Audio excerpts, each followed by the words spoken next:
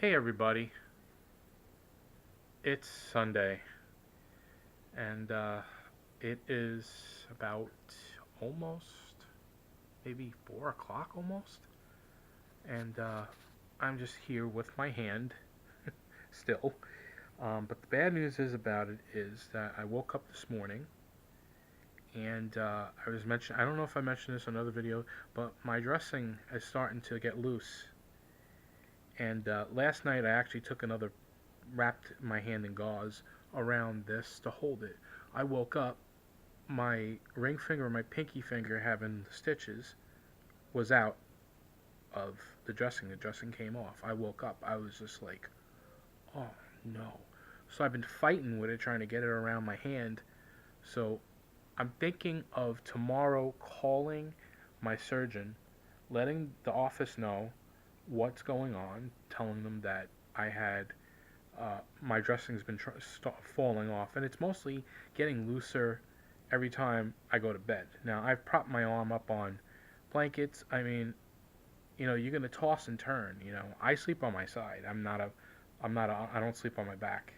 So I think what's going on is I might be just moving around. It's pulling the uh, on the dressing and stuff, but my fingers are not moving down or anything like that, and my hand doesn't hurt in the sense that I agitated the stitches or anything like that, causing any kind of rupture on the tendon or anything like that. So I'm good with that, but I'm gonna call tomorrow and let them know what's going on, and I'm probably gonna see if it's okay if I go to my urgent care and have them rewrap this for me, because I have to keep this on until uh, which apparently I'm shooting for next Tuesday to go my surgeon and have them take this off and remove the sutures from my hand, so then I could start the process of physical therapy for my hand. So, and I feel bad because I've been protecting this like nursing this like crazy, following the rules and whatnot. And it's funny because let's see if I could try to hold this with my hand, and I really not supposed to. But certain things they said I couldn't do. I got the paperwork in here. It's on the floor now. Other one. It says, now this is day 6 now, today. Follow-up appointment scheduled with your doctor, blah, blah, blah, 10 to 14 days. Responsible adults should remain with you today and tonight. Do not drink alcohol, do not drive a car, make legal decisions, cook, or operate heavy machinery for 24 hours after receiving general anesthesia, sedation while taking pain medication. Observe the operative area for signs of excessive bleeding, saturated dressing, apply pressure, reinforce dressing, elevate, and call your physician to make them aware, which I'm going to do tomorrow.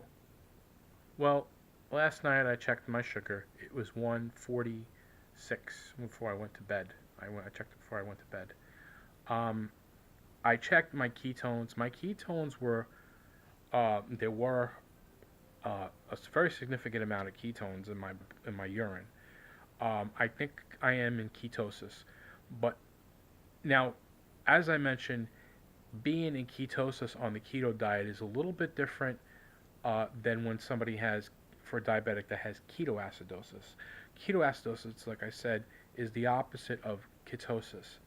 Now, for a diabetic, being in ketoacidosis and having a very significant amount of ketones in your urine is not good for you. That indicates that your sugar is high and that the glucose is spilling into the urine, and it's testing high levels of glucose in there.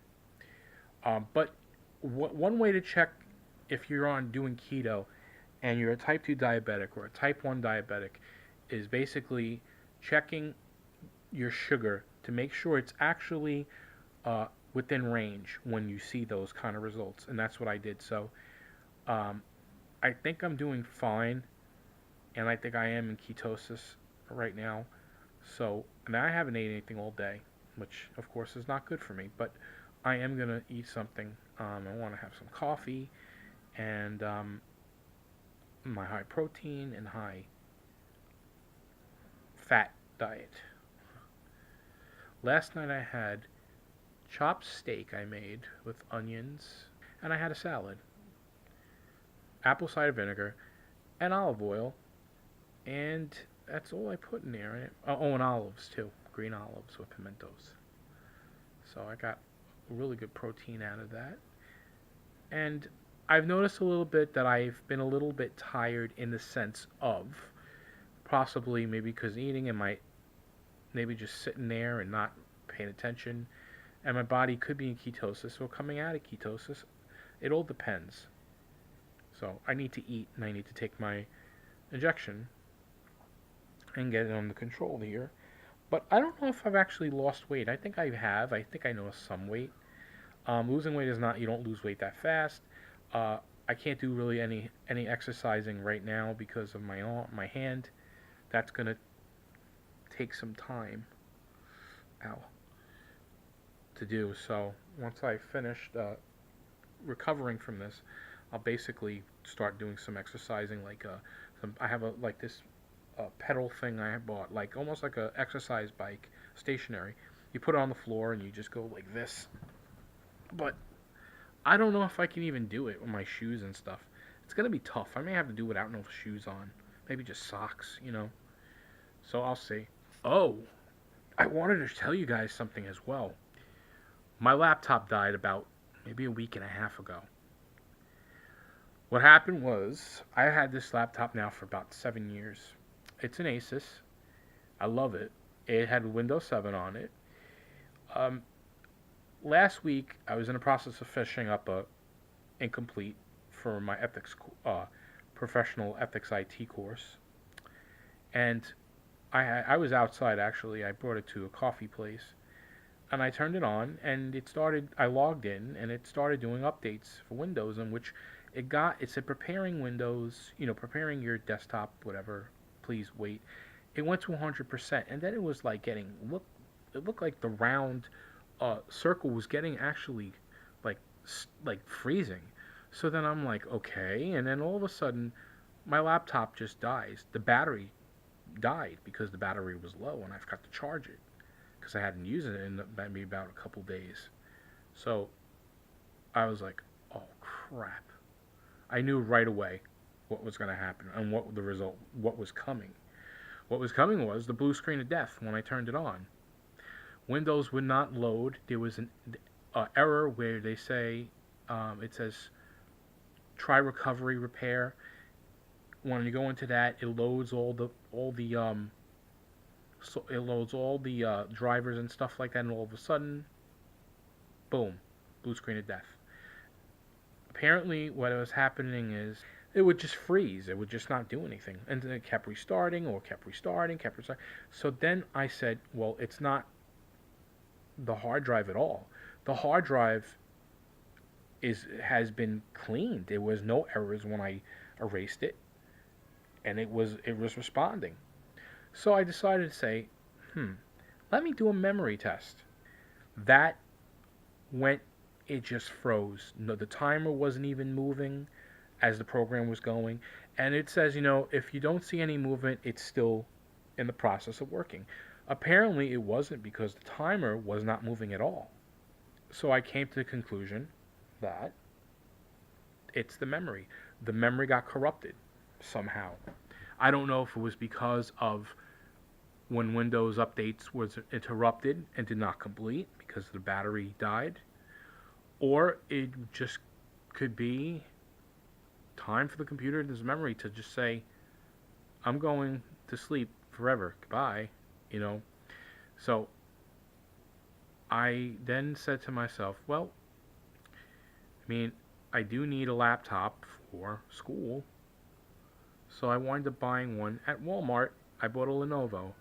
Now, I haven't opened it up yet because I had my surgery the day after. I never got a chance to set it up. But I will set it up eventually. Right now, I don't have the inhibition to do it right now. And also, I'm waiting for my professor to get back to me on my database applications course. I still haven't heard anything from him. I had until the end of the month to complete the incomplete, but because of what was going on, all the medical stuff that's been happening, and I cut my finger, and I've been really sick, I let him know that I am having surgery, I had surgery, and here's the story. I'm using a text to speech to actually type this to you. I contacted him on Wednesday or Tuesday. Still haven't heard anything. Now, I'm sure he's just started doing courses right now and he's busy because he teaches at different colleges, physical, and he does one online. And he's a good professor from what I found out. Now, my other course, my ethics course, I finished. I actually completed it last Friday. I did, right before my surgery. I was told by her that she would check it within 2 weeks, but she did it really quickly. My final paper, she really, really liked it. It was really good. She gave me a B, so I passed. But unfortunately, because of the two courses that I failed to complete in the time given of the semester, I was dismissed from the school, from the college. So if you're not familiar with what you mean dismissed, meaning that I was basically kicked out because I did not complete the credit courses that I was supposed to, and affects my SAP, student academic progress. So that means I can't get any loans or anything until I complete the incompletes and restore my status normal again, and that's it. So, but I'm waiting to hear back from him and let him know that it's been tough and I have to see if I can get extra time. If not, if he wants to, and I'll say it, if he wants to give me an F, I'll retake the course again. I have no trouble with that. I mean, it's going to be more money for me to spend, but unfortunately, what can I do? I mean, I didn't ask for this. This is not something that I purposely did, and I needed surgery, so I think it's going to be fair, whatever the outcome is. I know God's in control of it, and I know it is what it is. I mean, this is my first actual surgery I've had in my life, besides oral surgery, removing wisdom teeth in one shot, all wisdom teeth in one shot, and a tooth. But this was my major surgery, which I was actually out for. So this is totally a new experience for me. I mean, it's not like I've had surgery before, and I should say, well, Chris, you know what to do. You should expect this and expect that, And a lot of times, the hospital and the doctors, they really don't tell you exactly what to expect in a sense. They give you all this paperwork and whatnot, and I guess you gotta figure it out on your own, you know. But they don't tell you if the dressing comes off, do this. If this happens, do that. If you have this, do that. They don't really tell you. So basically, you're on your own. But if you follow what they say to what they did tell you, I think you should be fine. I think I'll be fine. So, I think I'm just going to get something to eat.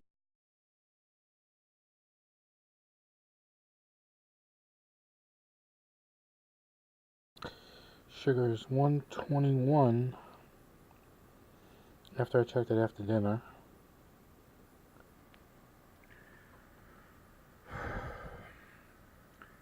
My sugar's dropping, but I took a little bit of pure apple juice, just a little bit, and 2 tablespoons of natural peanut butter. That works. I got that a tip from somebody on YouTube. Because it's got 7 grams of carbs in a tablespoon, plus a lot of protein and a lot of good fats, 1 gram of sugar. So I had about I had 2 tablespoons, so that kind of helped me. And I'm drinking some raspberry lime seltzer water, so that actually helps me.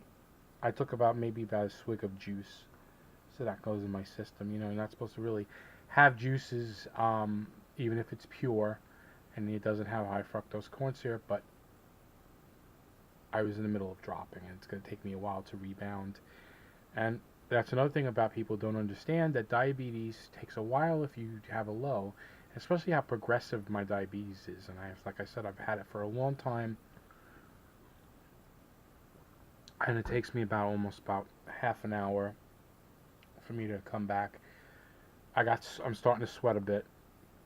It was really not good for this bandage that I have on. and my vision's starting to get very blurry. That's how I know my sugar's dropping, and I have a little bit of shakes and sweats. Like, even sometimes if it gets really bad, I have to actually, oh, I just dropped the camera. I actually have to put the fan on, and I have to like sit there like I feel like I'm dying. So people do not understand how bad diabetes feels when your sugar drops. My God, it's the worst feeling ever. And taking a while to rebound takes a while. I know I'm being redundant. I really don't care because this is what I got to go through. And it is not a good thing.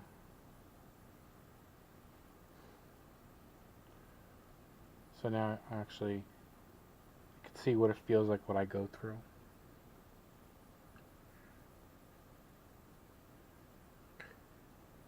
So diabetes is nothing to laugh at or joke around or be condescending with. It's a metabolical disease, like I said, and even though I got a good reading, still in the process of dropping, and it's dropping fast. I probably didn't have enough protein to cover me for my meal, but getting it low like this, 121, it's supposed to be really good. But it was dropping fast. It wasn't stabilizing enough, even though I am in ketosis. So, yeah. So that's what I'm going through right now. Hypoglycemia at the moment. Trying to drink this so it can get into my system, all that stuff to bring my sugar up.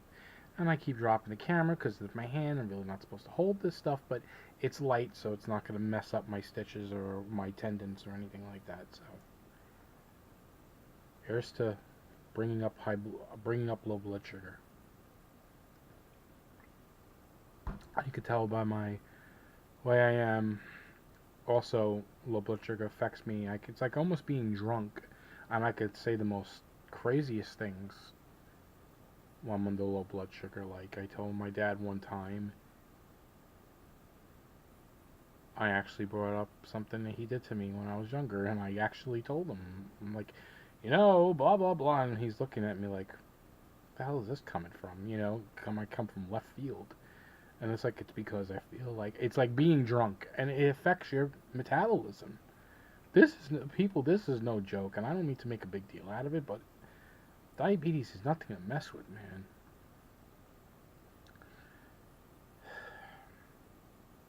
That's why having compassion, having understanding for somebody who has a disease, and to know what they go through is not easy. Especially for somebody who's not recently diagnosed with it. That's just, rather than somebody who's had it for years, like me, and somebody else. And it's just crazy. But now you guys get to see what I go through. People need to know. And it's like saying, well, you're putting your business out on social media. I really don't care, in a sense. This is my vlog. I want people to know what I go through every day.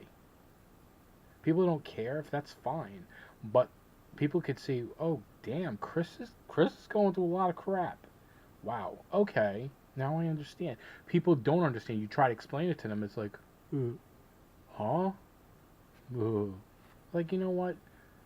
Well, when you come with your problems and you tell me about them, what you like to do, what do? I listen. I don't judge you. I don't make a big deal out of it. That's your problem. I'm here for you. Don't try to belittle me and make me feel like, you don't matter. I'm like, listen, stop trying to be like Dr. Phil and telling me I don't matter. But yet you matter. I don't know. Like I said, this is like what's making me say all this shit. Yeah. Uh-oh. But anyway, yes, guys, and this is what I go through.